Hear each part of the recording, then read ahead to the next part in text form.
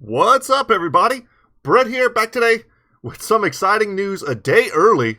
Not a dollar short, though. It is the trailer Trial by Fire for Total War Warhammer 3. Guys, by now you've probably already watched it. You may have already also watched all of the other YouTubers and their videos on it. I myself got a chance to watch Milk and Cookies. He's one of my go-to guys for info. But I was away from my computer and I'm like, oh man, this is supposed to drop tomorrow. But apparently due to some sort of leak, perhaps from Facebook is what I saw on the Reddit, the trailer has been dropped a day early. For those of you who stay on the Total War Warhammer Reddit, you'll know that Grace is one of the community managers, and she, I feel so bad for her every time there's some sort of major leak. But guys, so what I wanted to do was watch the trailer with you. I'm sure you've seen it already. If you're this interested enough to watch my video, you have probably watched it already for yourself. We're going to watch it together. I'm going to make some pauses. I am going to attempt to describe what I see for those of you who may be listening, not watching. My vernacular in Warhammer is good, but not flawless. If there are some units who I don't recognize or actually just don't even exist yet in the lore, we'll talk about that too. So without any further ado, let's go ahead and play. And I'll try and go over what it is that I see and what it is that I think, because there's a lot here. Kislev. First off, I'm going to go ahead and I'll pause it already. That is such fan service that the first word in the trailer is Kislev. It's like a long-running meme joke on the Reddit. Everyone just says Kislev, Kislev. We're finally getting Kislev. First word in the trailer is Kislev. Just wanted to point that out.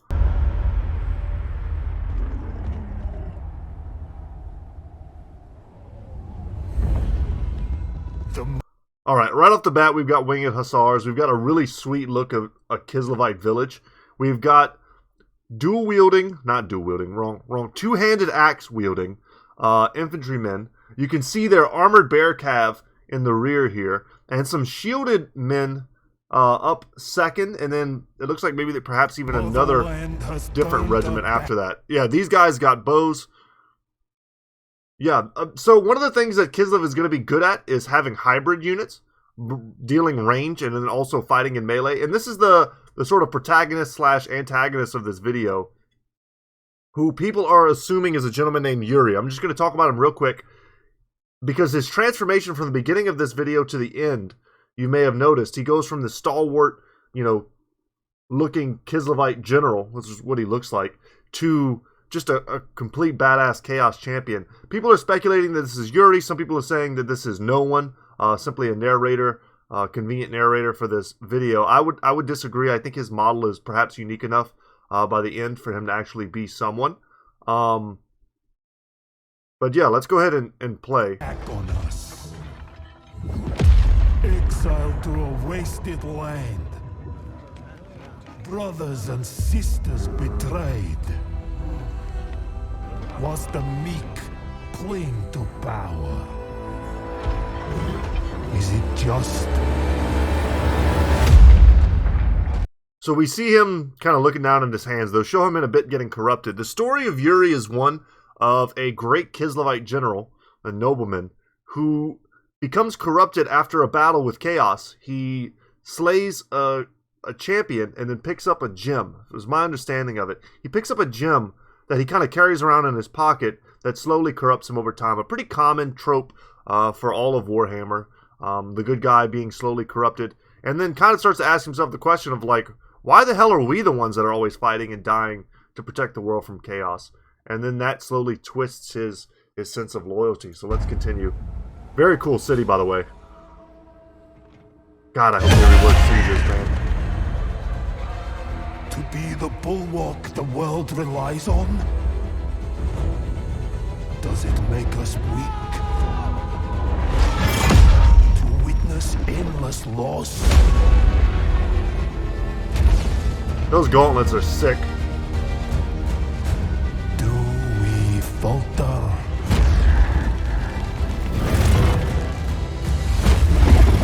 No. We are molded by it. Okay, here we go. So we've got Fleshhounds, Juggernauts. What else do we have? We have Bloodletters in the back. So I think every unit pretty much gets their own kind of like good, intense look. You can also see the Khorne warriors dual wielding the axes here. So I'm gonna try and catch like a good clear. Okay, there we go. We've got the blood letters. We've known about them. They look sweet. Everybody's rocking an 8-pack. Super super hard washboard abs. Alright, so we've got the berserkers, basically the big Khorne, heavily armored daddies. These dudes are gonna be sick. Think of them more as like dual wielding chosen. It's probably how they're gonna function in game. Heavily armored, probably really high melee stats, really medium to low melee defense stats. Probably good armor, I would think at least 100. But I'm curious, some sort of rage mechanic. Forged hot against an anvil of... Alright, and then bear calf. I mean, what are we even talking about here? They might be showcasing, let's see, they might be showcasing some regiments of renown, perhaps. I'm curious, they do that sometimes. They sneak in regiments of renown amongst normal variants of the same unit in these trailers and videos in order to, you know, not dishonestly, but to show more variety. You'll see two different colorings of a unit that looks nearly identical, and what you're looking at might be the standard bear cav unit versus, you know, the golden armored regiment of renown that has like icicles coming out of their armor. And in a bit, they're going to show some winged hussars. I'm hoping to get... I get so entertained by these trailers that I start watching it and I forget to hit the pause button. But they're going to show them, and I think they must be unique models because they're so cool looking. I can't imagine all the hussars are going to look the same. Like these guys. I mean, look how sick they look. I wish I could get a nice clear picture, but this also brings me to one of the cooler things. So you see the hussars, you can see the awesome like feathers down the back. But look at this thing. I might go back just a skosh here until, so you guys can see it, and then I'll just pause it. But it looks to be some sort of like iced out saber-tooth tiger, a la the Norskin's Ice Wolves. Almost certainly has a frostbite ability. It's a single unit. It's big, but it's not like single monstrous big. It's not like Ancient Salamander to me is kind of like the smallest unit that I want to see as a single entity. It's not huge, but you know, it's big enough you understand why it's a single entity. However, this thing is so dang small. It's like, I mean, even like a Vargulf towers above of horses. This thing is about the size of a single unit. But here, a single unit of the hussars, as you can see, but it's a single unit entity. I don't know. I would expect this to be something that's in a pack, perhaps more similar to the High Elves War Lions. So let me go back just a second. I want you guys to be able to see it galloping because it's pretty cool. I think Milk and Cookies made the point of showing how it runs. Yeah, there you go. It has kind of this like loping effect. I don't know what it's going to be. Some sort of dire wolf. It could be some sort of saber-tooth. It could be, you know, something else entirely. Rage consumes us.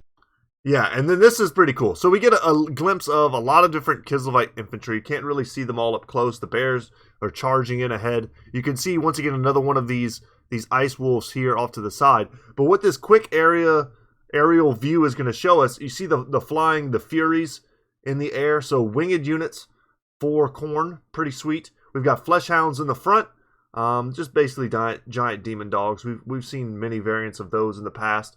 It looks to be lots of bloodletters. They're flaming swords, juggernauts in the front, and then what we're going to see, and I want you to look out for, because this is pretty cool, is we're going to see the actual, I think they're called skull cannons, if I remember right.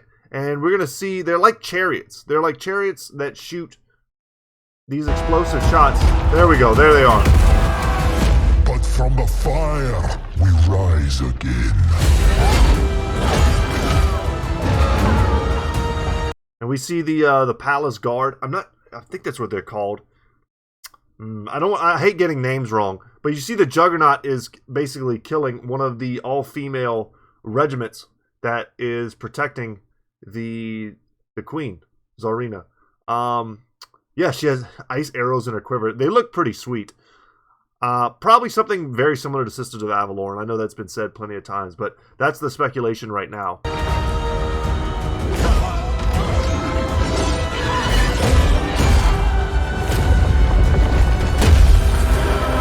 And yeah, definitely one of the coolest reveals from this trailer is this enormous, elemental polar bear that Zarina seemingly summons from the ground, probably similar to the God dang it, now my brain's going blank.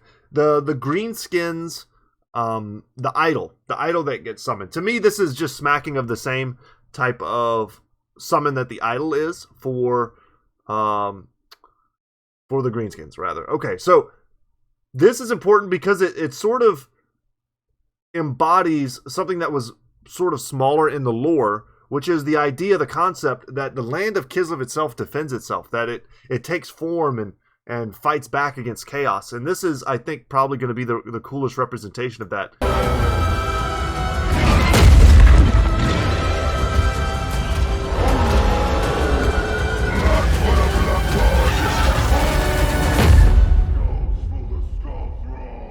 And obviously, of course, guys, that was a bloodthirster, and he looked sick. And you hear the skulls for the skull throne going on in the back.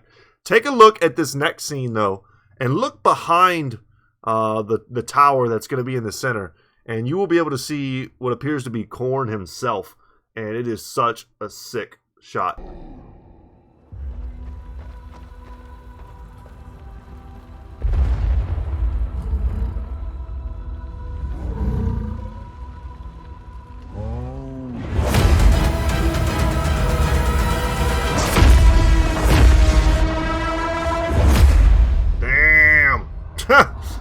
I'm so hyped. I'm so hyped and so ready. So we talked a lot about what we saw with this trailer, but what a lot of people really aren't talking about is what we haven't yet seen. So Cathay has obviously been teased through the previous trailer, through letters written on tables and maps with jade dragon symbols on them. Cathay is all but, it's confirmed. It is confirmed. But we haven't yet seen any gameplay, any cinematic, including them. And I know we will. I know we will at some point. But that has not yet been included. There are some people who are still holding out hope for the fourth race to be something like Chaos Dwarves. We haven't seen anything to do with ogres. Like, there's so many other things that could be included that aren't being really talked about or shown yet. We're going to keep our eyes peeled, no doubt. And I'm sure over time we will get some news. But I will say to me, it strikes me, maybe not as odd, but it does strike me that all of the promotional material so far has been around Kislev, which makes sense. That's one of the major 4 races, right? Or factions included. And then Khorne, which is itself one of...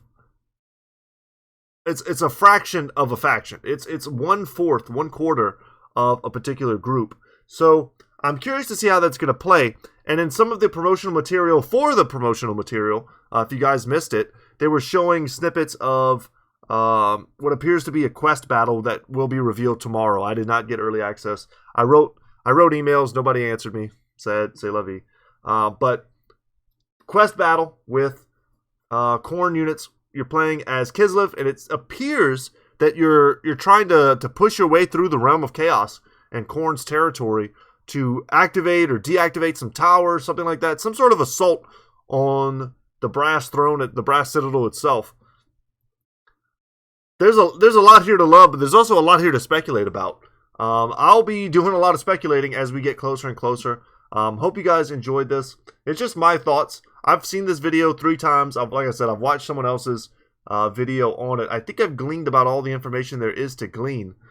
Speculation about whether or not Boris is still alive, who that character is, whether or not he'll be a playable Khornate legendary lord. There's still so much to know and talk about. I'm excited. Hopefully the videos that will be coming out tomorrow will shed some light and we'll get a better overall understanding of what it is that we can expect from the upcoming Total War Warhammer 3. But guys, that's going to be it for me today. Thank you so much for watching. My name is Brett, channel's Good Talk Gaming. Like, subscribe, all that good stuff. Discord channel, the link down below. And as always, I'll see you in the next one. Take care, guys.